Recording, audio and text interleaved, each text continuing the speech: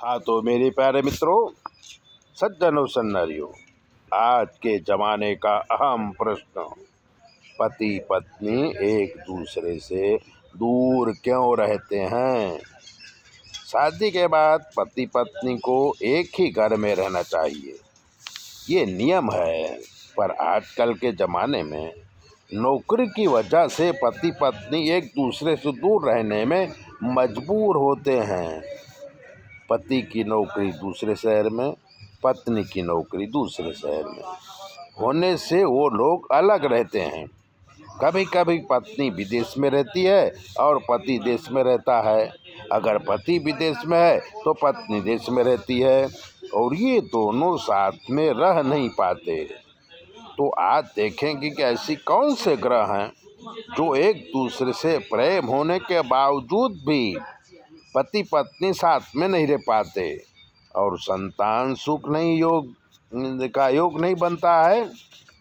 इसलिए कुंडली का 5वां और 7वां भाव और 11वां भाव खास देखा जाता है।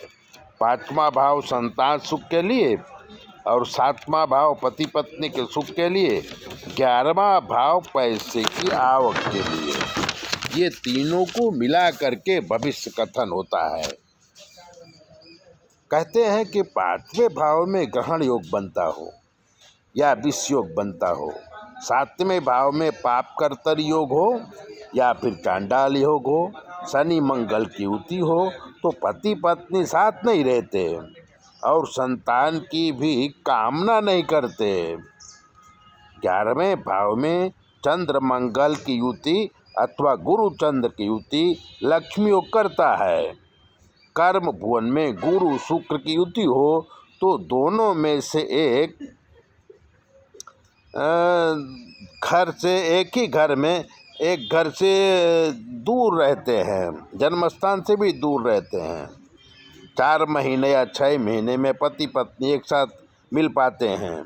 बैंक का कर्ज, नौकरी की प्रॉब्लम, घर की हालात, दिमाग की कमजोरी या आपसी आकर्षण, ऐसी कैसे योग जवाबदार होते हैं।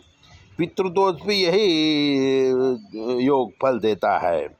कभी कभी नौकरी वजह से पति पत्नी के जीवन में तीसरे पात्र की एंट्री हो जाती है, झगड़ा करा देता है। तो ऐसी बातों को जानने के लिए, अपनी कुंडली दिखाने के लिए 9825200108 पर फ़ोन करके कुछ भी पूछिए, आपकी सारी समस्याओं का हल हम करेंगे।